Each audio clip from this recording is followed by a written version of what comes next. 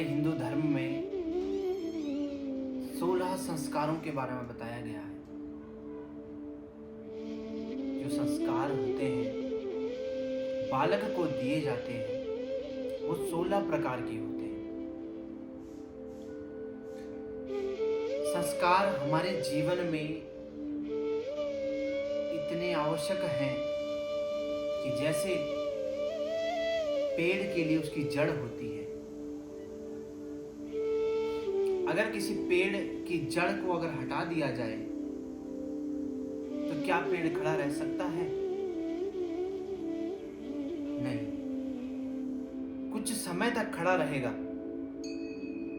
परंतु कुछ समय के बाद वो सूखना प्रारंभ कर देता है और सूखी लकड़ी फिर खड़ी नहीं रहेगी, गिर जाएगी।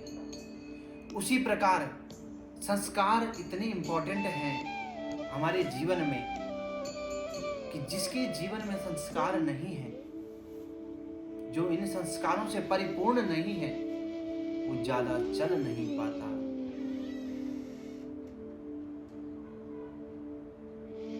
और अब तो इस कलयुग में इन संस्कारों में है तो 16, पर अब बचे कितने हैं? 2 संस्कार बचे हैं।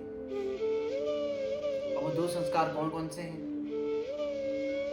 वो 2 संस्कार, एक तो विवाह संस्कार और एक है अंतिम संस्कार। ये 15 व 16वां है, बाकी के 14 हट गए, कोई मानता ही नहीं।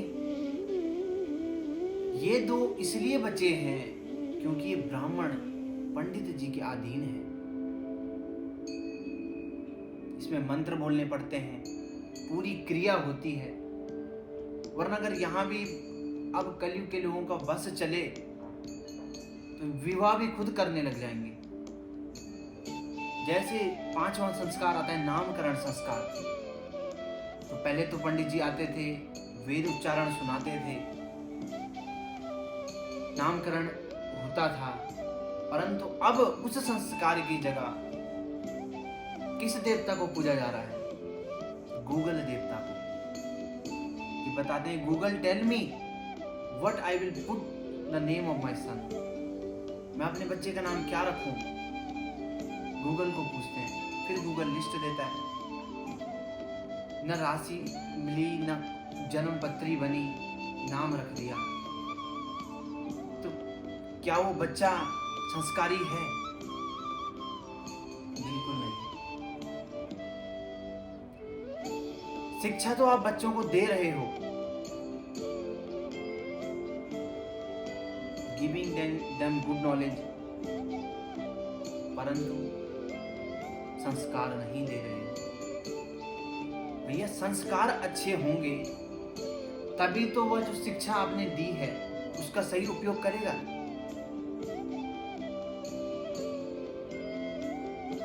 वरना ये कैसा काम करेगा?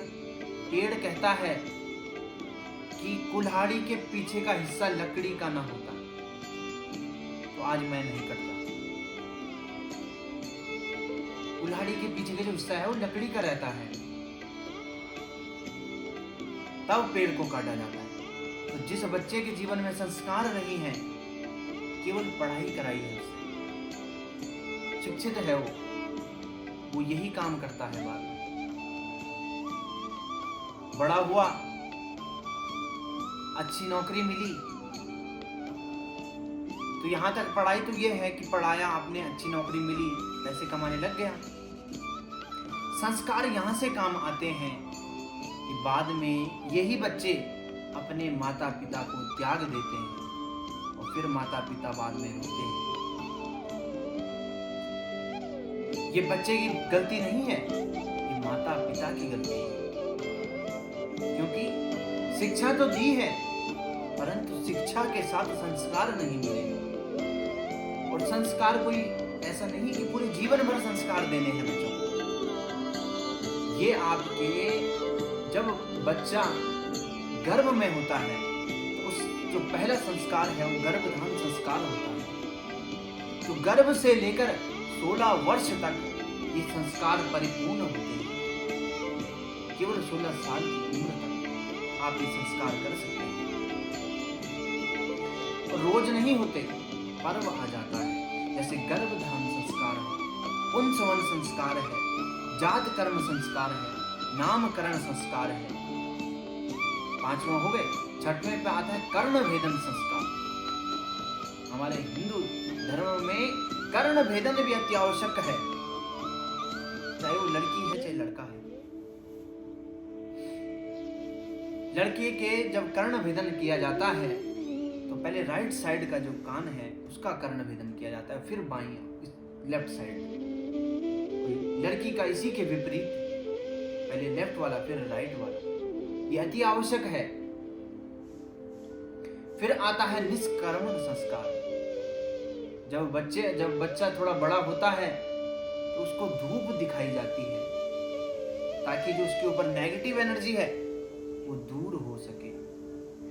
इसके बाद आता है अन्नप्राशन संस्कार। जब उसे खीर या कोई भी अन्न का दाना उसे टेस्ट कराया जाता है, ये संस्कार है हमारे। ऐसे नहीं बच्चा हुआ, और आजकल तो संस्कार दूर, बच्चा हुआ पहले फेसबुक पे, आपके इंस्टाग्राम पे, सोशल मीडिया पे पोस्ट अपलोड हो गई।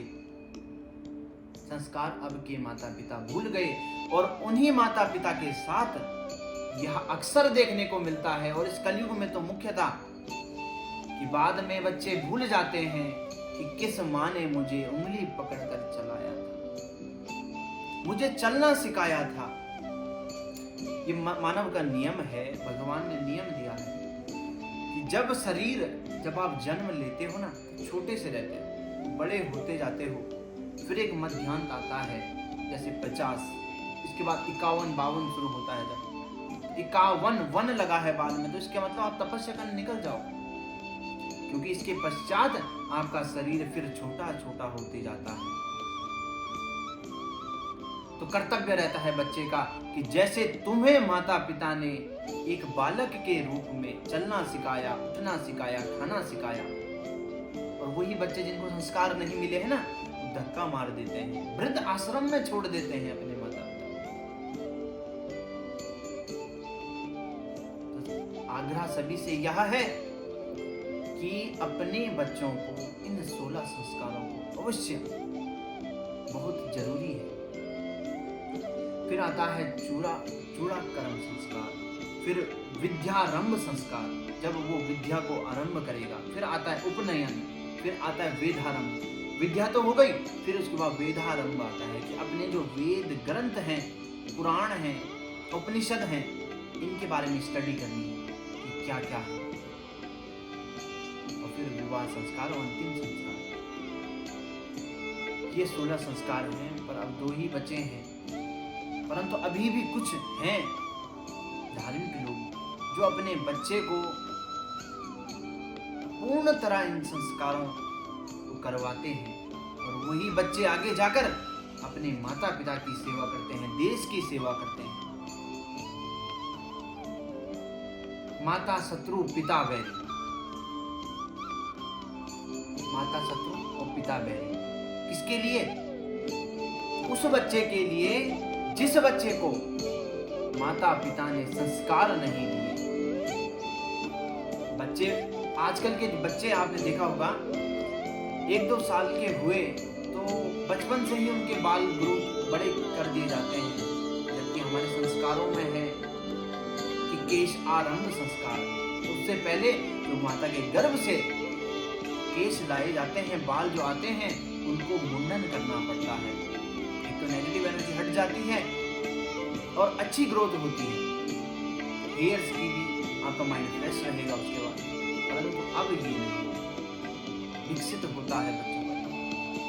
तो जिस बच्चे को, जिसके माता पिता संस्कार नहीं देते, अन्नप्राशन संस्कार नहीं करवाते, केवल 2 ही संस्कार करवाते हैं, तो उनके लिए उनकी माता शत्रु है और उसके पिता बैरी है। श्री राधे।